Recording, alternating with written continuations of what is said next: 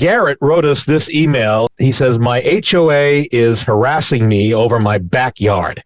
He says, I'm an amateur woodworker in my free time. Apparently, my stock of barn and fence lumber is offensive to the tune of 120 plus lot restrictions and other fines imposed by this fine HOA institution.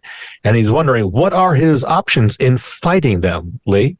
Okay. Yeah. Well, Garrett, I'm sorry to hear that. Sometimes HOAs can be mean to their members. The first thing to do is to get, if you haven't already, to get a copy of your bylaws and master deed and rules and regulations and anything that governs your particular development there, and look to see if there's anything that talks about you can't stack wood or you can't do certain types of projects such as woodworking in your yard, etc. That seems to me a pretty specific thing not to be able to stack, because a lot of people have, firewood stacked and things like that.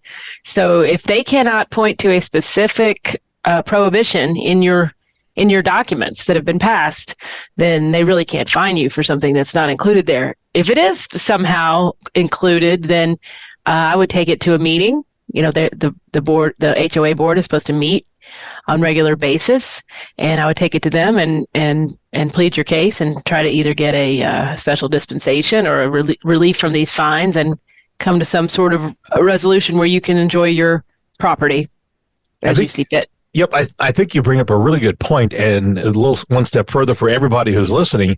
If you live in an HOA or condo association and you're planning to use the property or do something that's a little bit on the outside of norm, it might be worth it for you to get those covenants, conditions, restrictions, and then if you notice it's not in there, to try to ask for some sort of a dispensation to be allowed to do. Yeah, they could change the rules. They could always change the rules. The rules are not set in stone for eternity.